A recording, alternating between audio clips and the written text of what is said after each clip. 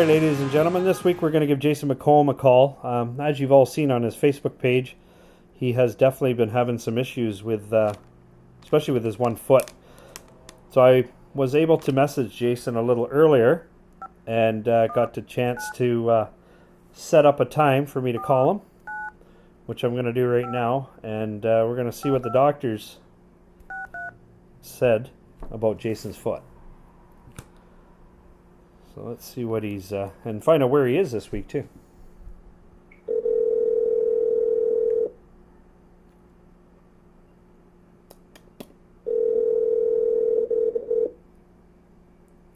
Good afternoon, Jason speaking. Hi, Jason. It's Tony calling. Tony, how are you? Well, I'm doing not too bad, but what's going on with you there, sir? We're seeing all these pictures about your foot. It doesn't look very good. It's getting better, I'm sure.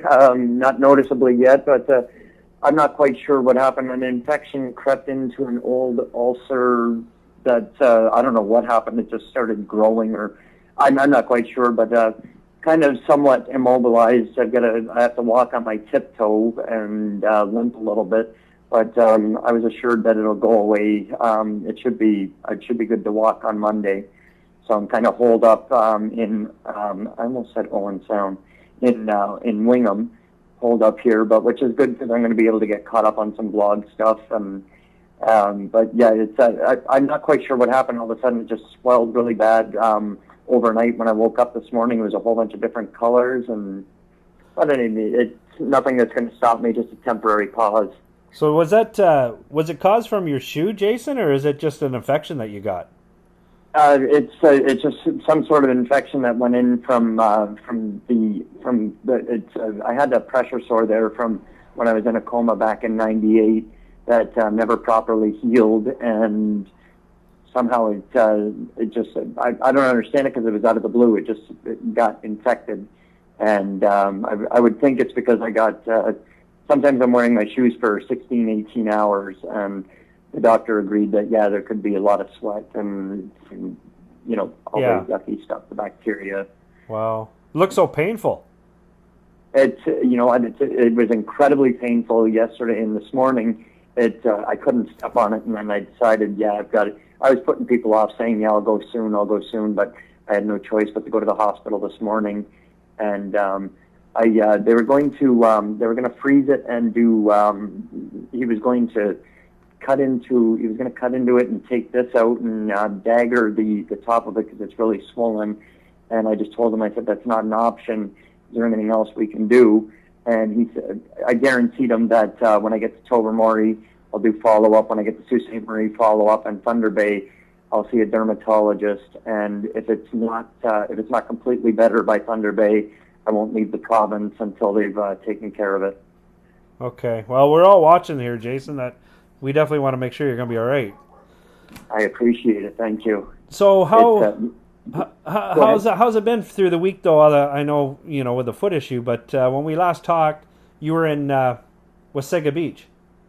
Yeah, I went Wasaga to Collingwood, and then Collingwood up through the Blue Mountain Village, which the people just didn't want me there. They didn't like the word homeless, and they were absolutely horrible to me, which, well, most people know that kept me there for a few hours.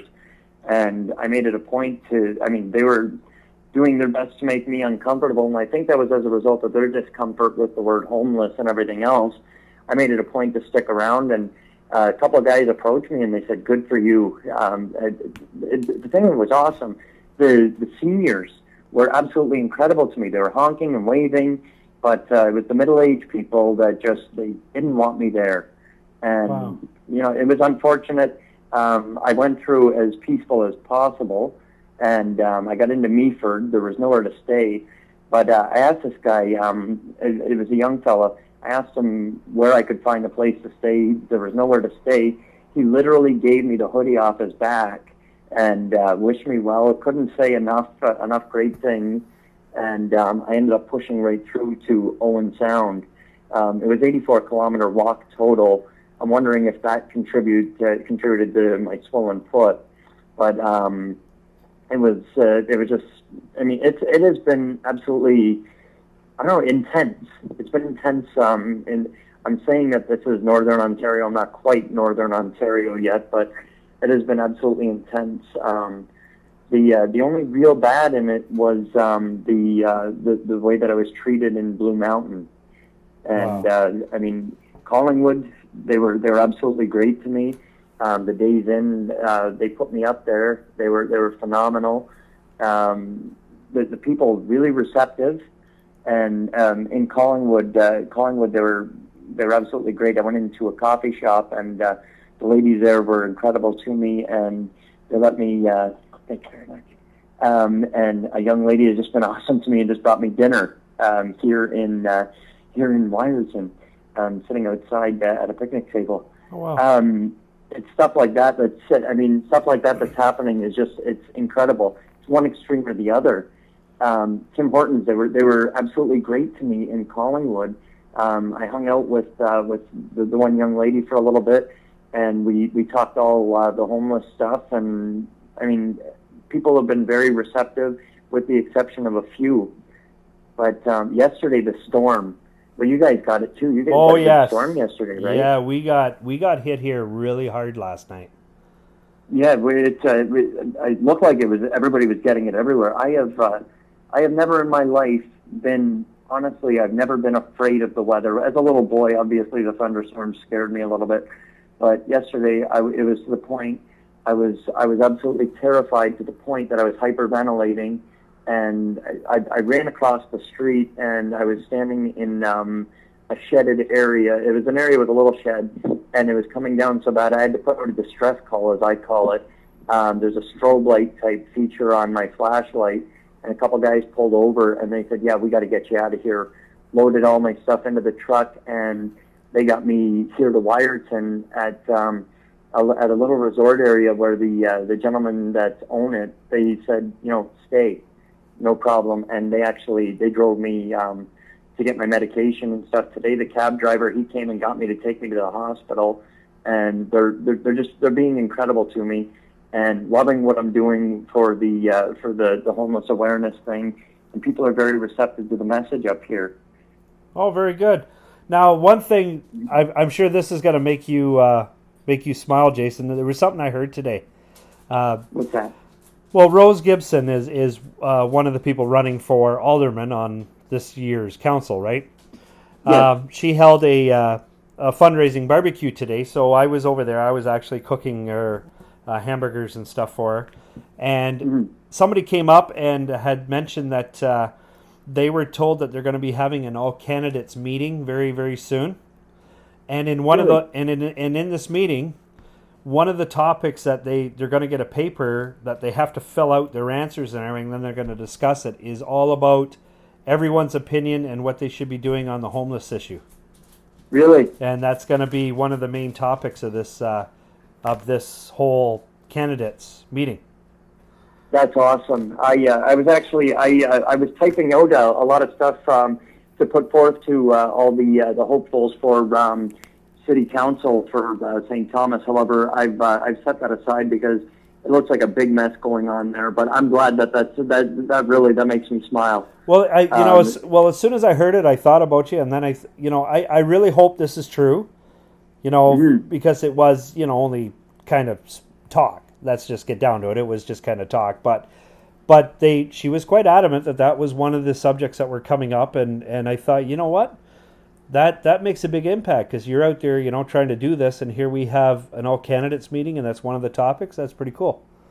I like that. I like that a lot. I've still got the document that I had typed up.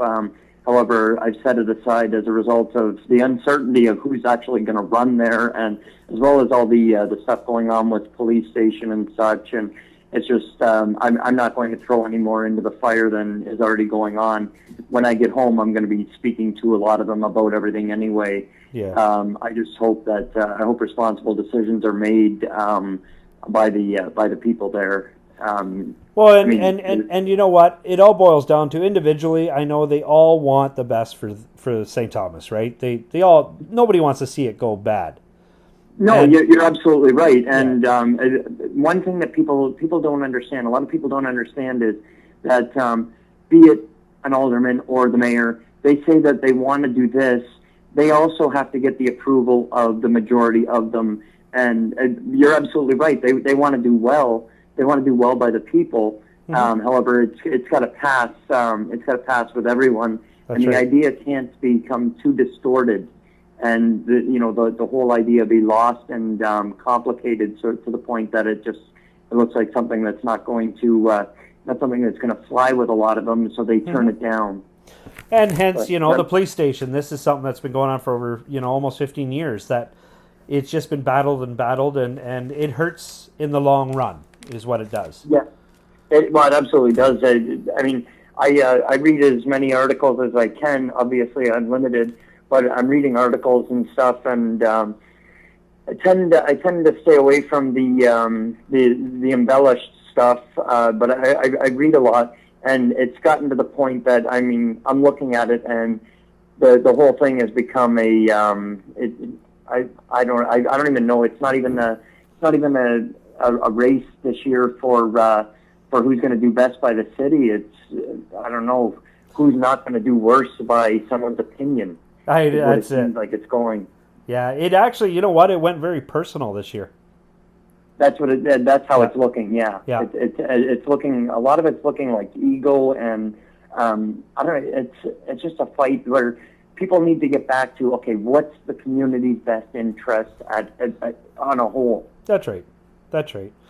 So you're watching from afar. We're watching from here, and we're watching you from afar. So tell us what's coming up this week. I know for the next couple of days you're down now for the foot, so you're gonna rest up. I'm held up in Wiarton until Monday, at which time I will I'll make the walk, the entire walk to Tobermory, spend the night in Tobermory. Possibly, 74 kilometers is a long stretch. By the way, I've got the buggy now, which is making me walk so much faster, so much further. So the 74 kilometers, it's not as scary looking to me as it would be. But I may take an extra day in Tobermory before crossing to Manitoulin, or I may spend the night, do my media stuff, get into Manitoulin, spend the night there. But it's really uncertain after I cross over to Espanola from Manitoulin, because that's a long stretch to Sault Ste. Marie. I'm considering going up to Elliott Lake, and that'll break it up a little bit, but I'm still going to be out in the wilderness for at least one night. Right on. Okay. So what else, anything else we can do here for you, Jason? Let's talk about that just really quick, because I know we're going to let you go here so you can continue on, but what donations?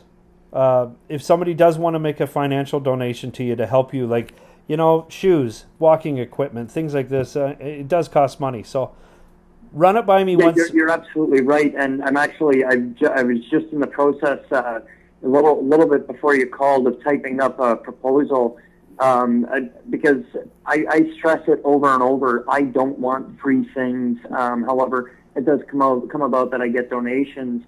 Periodically, I'll get an email donation to homelesshappens@hotmail.ca.com. People will do that. People have given me gift cards for here and there. It is coming up that I'm going to need shoes soon. Essentially, what I'm hoping to do, I'm not quite sure who I'm going to petition for this, but I need to get a loan. And I was thinking in the ballpark. I was hoping. I don't know if this is too much for me to offer back, or if it's not enough.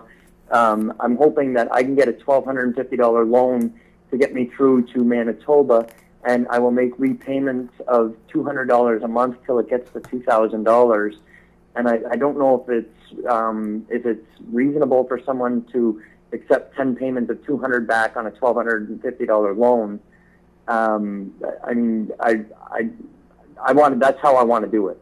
Right. I want to pay it back. I want to pay my way. Well, let's see if maybe somebody out here that's listening to this right now can help you. That's a $1,250 loan, $2,000 repayment back. 10 payments. Beginning at the end of the sorry, it'll be the last business day of last banking day of the month, beginning in October.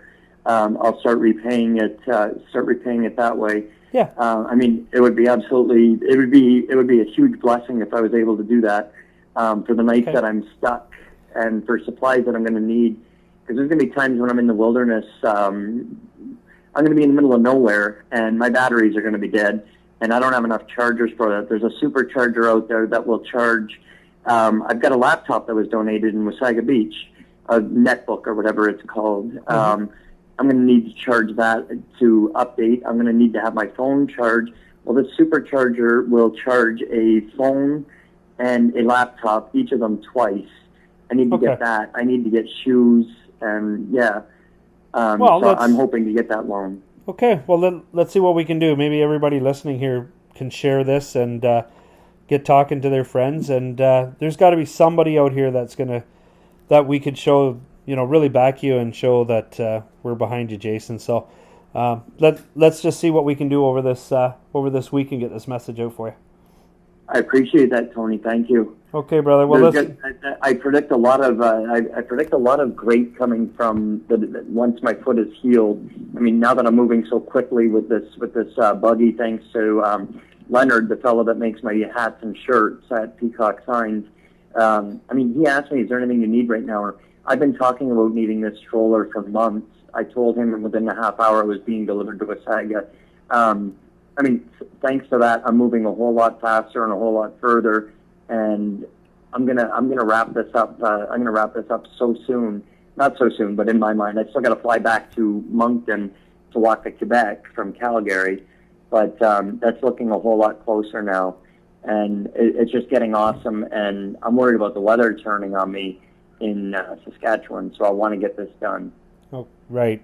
Yeah, for sure, because that is coming on the horizon. So, all right, Jason, just hang on the phone here with me for a sec. We're going to say our goodbyes here. I just want to make sure I got the address open here for, I'm going to write it down so I can put it up on the screen and for donations and stuff, okay? So thanks again, Jason, for giving us an update. We'll give you a call next week, see how the foot doings, where you're off to, and hopefully as you get going, the awareness gets out and some of the people don't find it so offensive. I did. You know what? I appreciate it, and I mean, one way or another, I don't want to change anybody.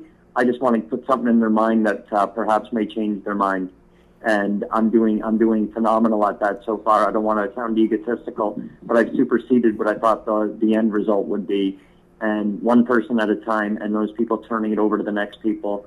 I mean, my Facebook page has grown from 172 at the beginning of the walk to, I think it's at 1,512 right now. That tells me I'm getting there. Very good. Okay. Thanks again, Jason. Just hang on the line here, and I'll get right back to you. Great. Okay, folks, so there you go. There's Jason McComb, his update now, and so his foot has sidelined him here for a little bit. But, we'll stay tuned. Next week, we'll touch base with Jason. He seems pretty confident that his foot's going to heal up enough that he can get underway. So let's see what we can do for him and find a $1,250 loan that we can get him prepared for the winter and what's coming up. So let's share this story and see what we can do. All right.